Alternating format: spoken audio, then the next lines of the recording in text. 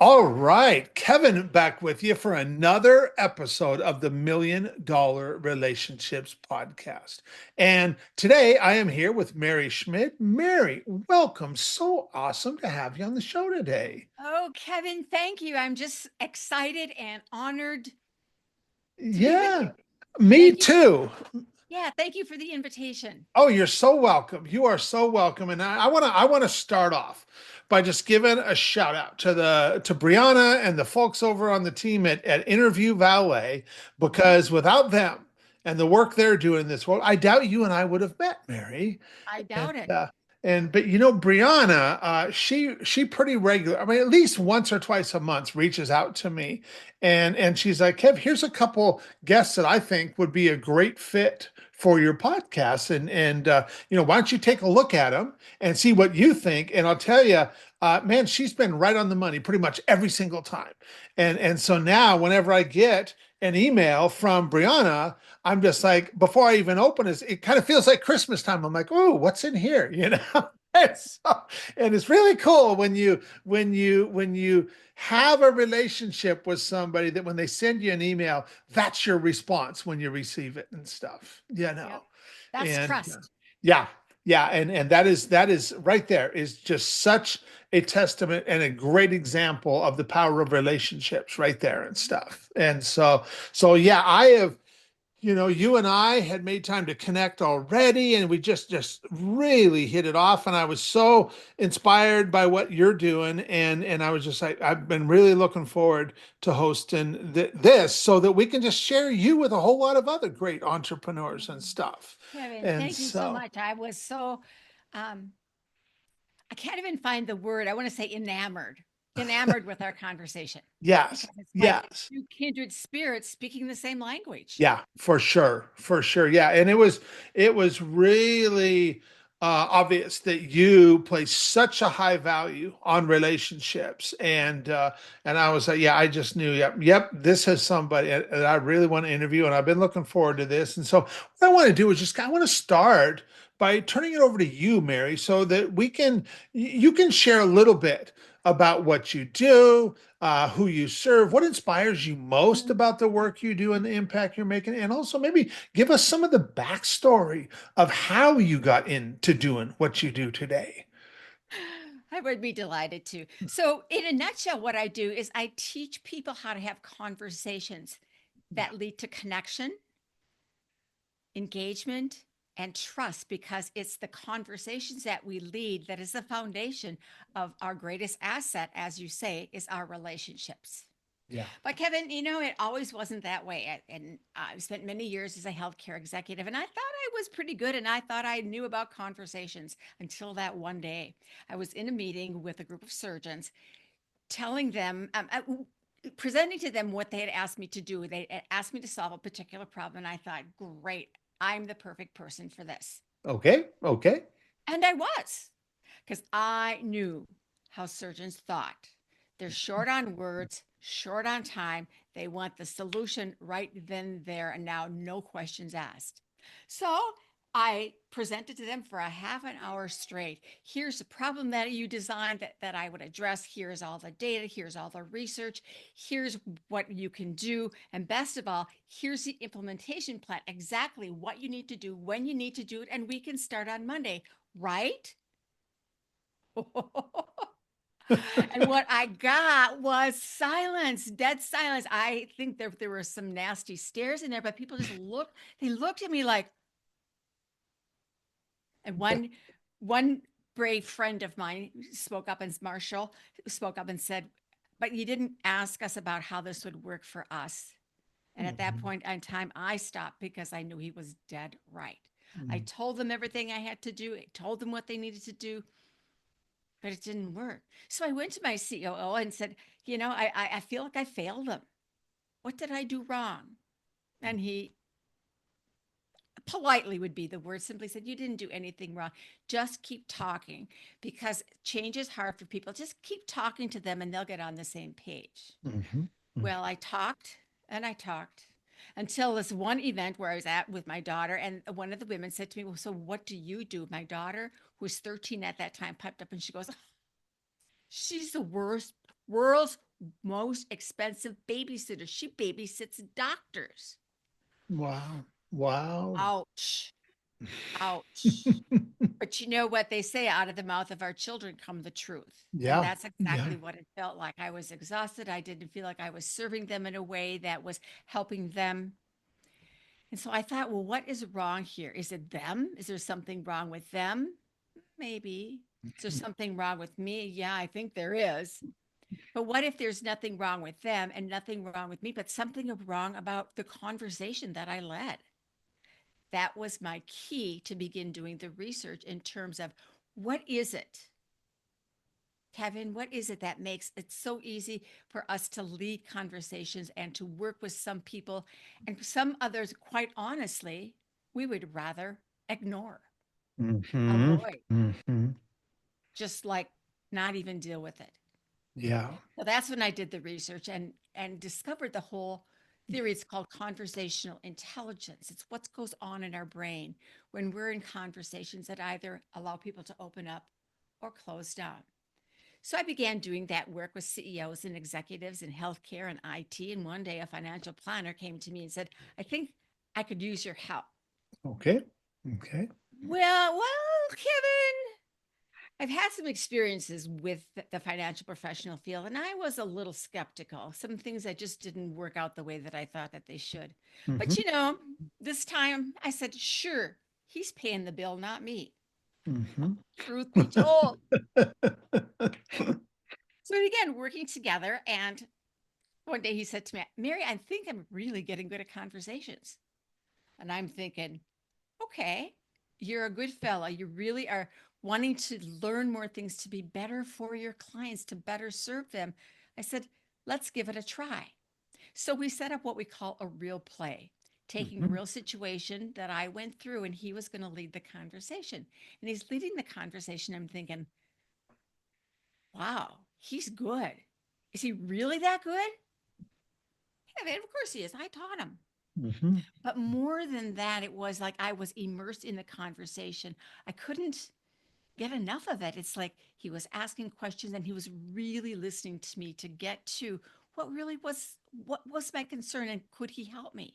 Mm-hmm. At the end of the conversation, I looked at him and I said, wow, even a skeptic like me can get over that. And I'd like to work with you. So the teacher, became the student of his. I became his client, which turned everything around because 6 months after we had started working together, my husband of 41 years unexpectedly died.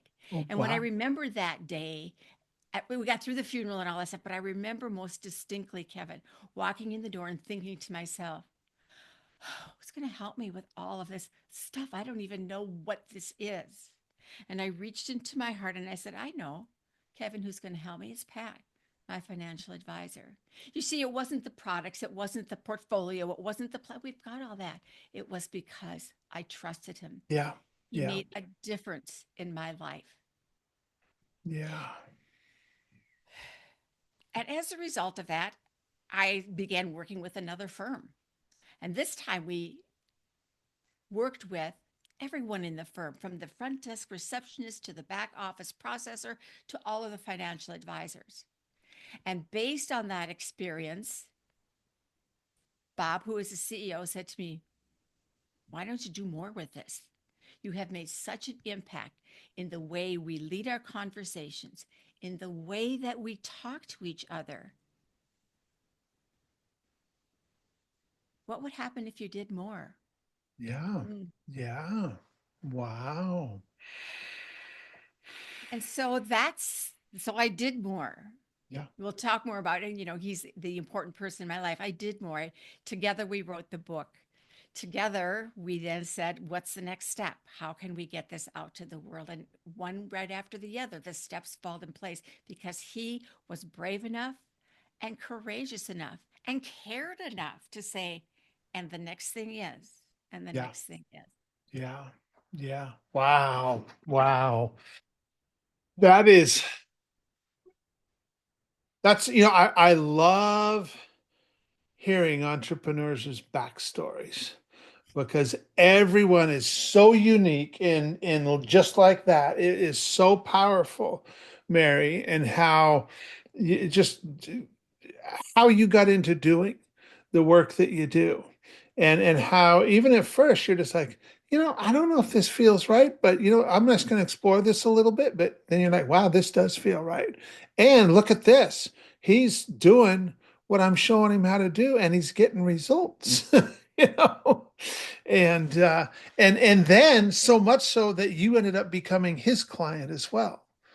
And um, so I want to dig deeper into this because I know that, this gentleman that you just been talking about, Bob, is the gentleman that you wanted to honor today and stuff. And that's kind of the other part of our conversation is, and I know that the way I usually frame the question is I ask, well, I'll just frame it. So for the benefit of our listeners, Mhm. I'm going to ask you, have you ever been introduced to a person who completely changed the course of your life or business, so much so that much of what you have today would not be possible if not for this person? And so I know your answer to that, and we've kind of alluded to it, but I want to dig deeper into this. So tell us more of how this story unfolded between the two of you, Mary.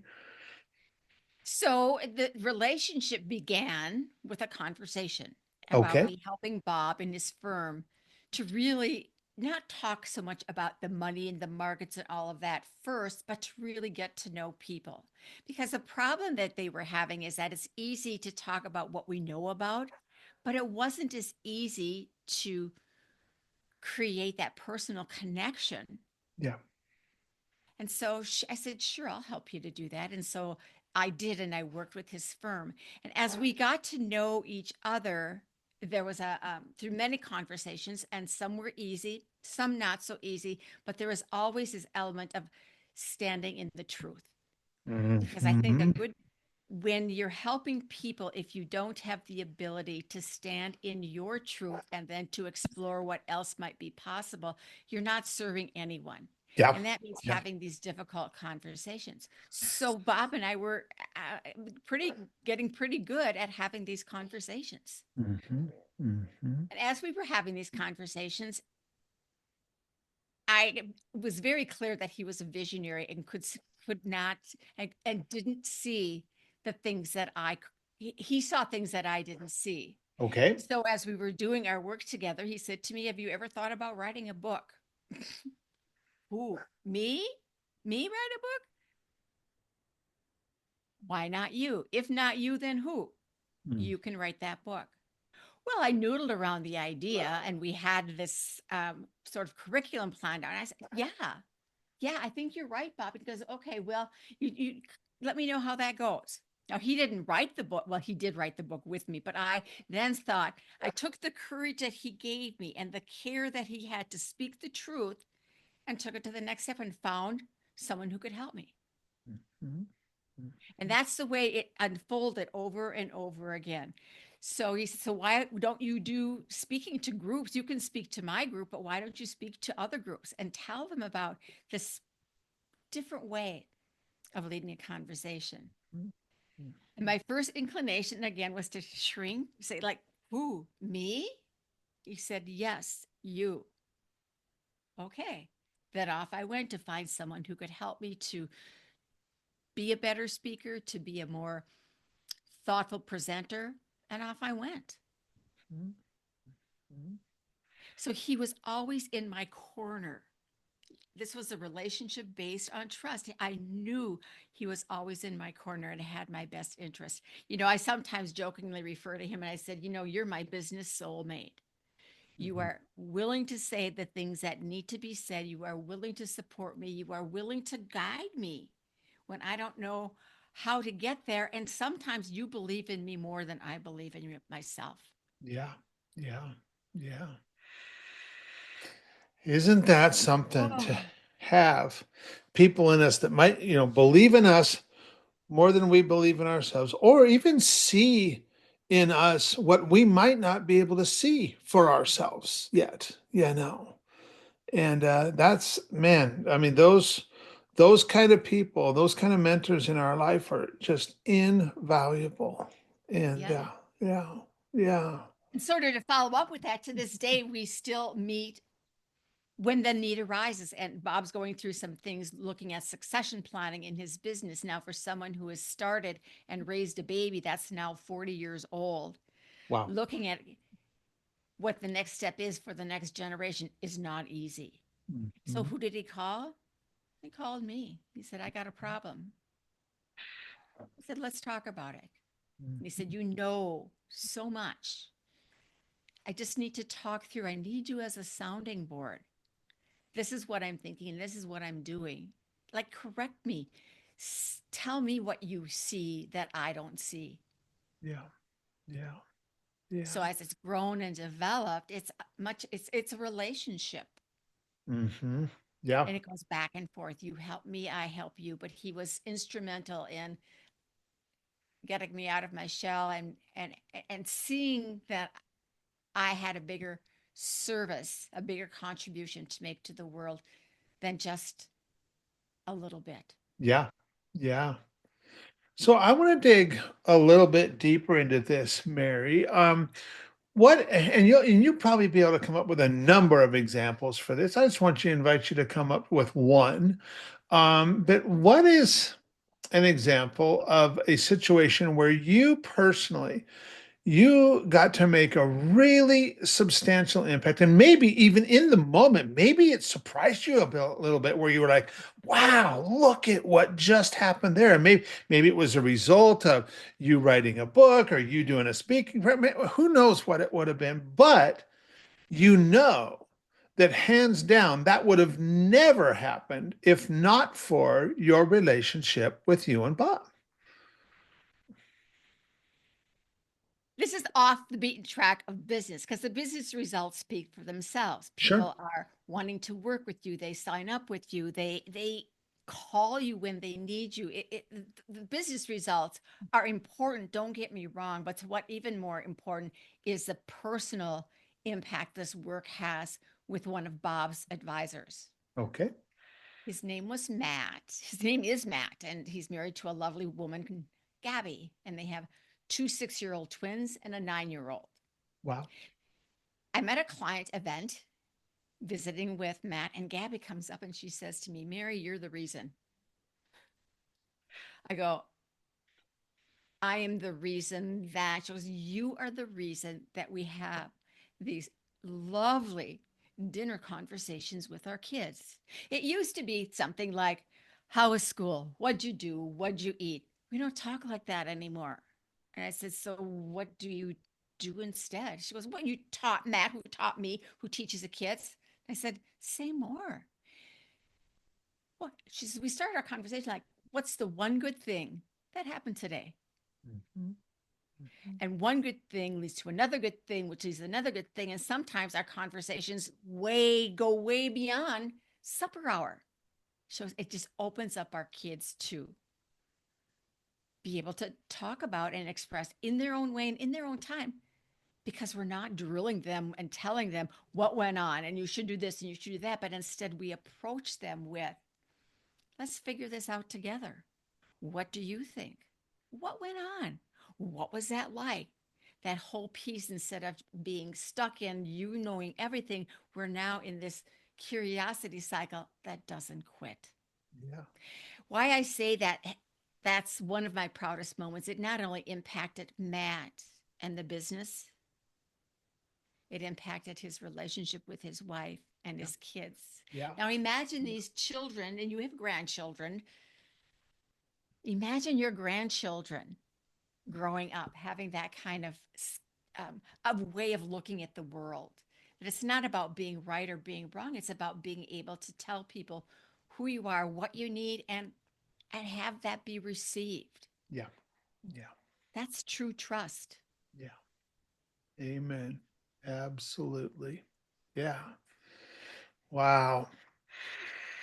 Yeah. And, that is such a great example of, we never know the true impact that we have because, yeah, we do the work that we do serving the clients that we do.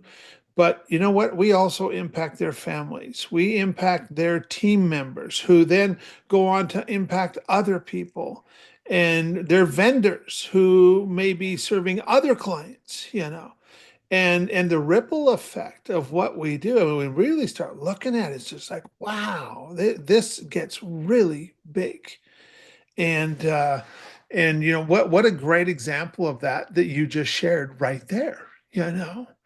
And so um I just I really want to thank you for taking the time to have this conversation today, Mary. And I know there is people that are listening to this going, man, Kevin, I really love Mary. I love the way she shows up.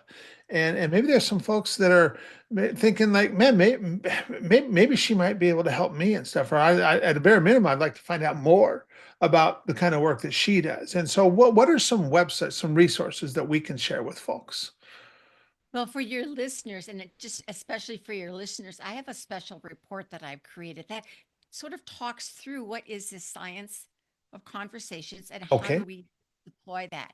And so it's trust is your competitive advantage. And so they can go to maryschmid.com/. MDR is what we got MDR. down. Yes, Yeah, and yes. that's just for your listeners. So whether they're listening now or whether they're listening in the future and they're curious and want to know more, start there. Yeah, yeah. Perfect. There's Perfect. also my website, maryschmid.com, and I'm also on LinkedIn. Okay. So the thing is, I am always happy to field a call or to field a question. I always believe in helping first. And if there's some things that I can help people with, give first, you will never be without. Yeah, You help people to help themselves. yeah. And that's where it all begins, doesn't it, Kevin? Yeah, absolutely. Yeah, you start from a place of giving and giving without expectation of anything in return, you know. And when we do that with the right people, and when we do that with other people, other entrepreneurs who are givers too, I'll tell you what, it'll come back in spades. It will come back in spades because people who are givers, they love giving. They love the experience of that. I love that experience. I mean, I don't know any greater joy than the joy that comes from giving to someone who genuinely appreciates that. That is an amazing experience, and people love having that experience. And so I mean, for ever since I really a good friend of mine and one of my mentors 12 years ago kind of pointed this out to me and stuff.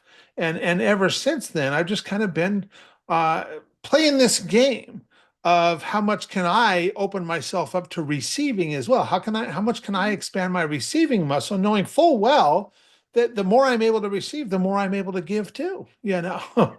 and That's and right. and give from a full cup rather than trying to give from an empty cup, you know. Yes. Yes. We've and got to take care of ourselves so that we have the fullness within our hearts and our souls and our minds so that we can give more. Yeah, Yeah. yeah, I know I have a little bit of a story about that. In the olden days, a few years back, everyone would simply say, well, you're just giving it away. There's something wrong with you. You're not charging enough. You're not charging your word, yada, yada, on and on. And there used to be this big movement. And I just simply said, there's something wrong with that because I intuitively knew and I believed, and it's proven that the more I give, the better I feel and the more that comes back. It's just the way of the world. yeah, yeah, totally. 100%, 100%. And those people that believe that and see that and experience this are a rare breed. Yeah, yeah. Maybe not in your world, but in the world at large, Kevin. They're beautiful souls. Well, I will tell you, there are a lot of givers out there. There are a lot of entrepreneurs out there who are doing some absolutely amazing things, making a huge impact in the world, and they have some of the biggest hearts. And we have interviewed a number of them. for this podcast and stuff. And so you want to find some givers, just go check out guests on the podcast. You'll find some givers. And so, Well, because so like attracts like. for sure. Yeah. Yeah. Yeah. Yeah. Well, Mary, once again, I want to thank you so much for taking the time to have this conversation today. I really appreciate it. I really appreciate you. And I am just so excited to get this out there and share it with a lot of other entrepreneurs. And so thank you once again. Kevin, I want to thank you. And you're such a gracious host. And the pleasure has been all of mine to be able to visit with you and share the word. Thank you. Absolutely. You're so welcome. You're so welcome, Mary.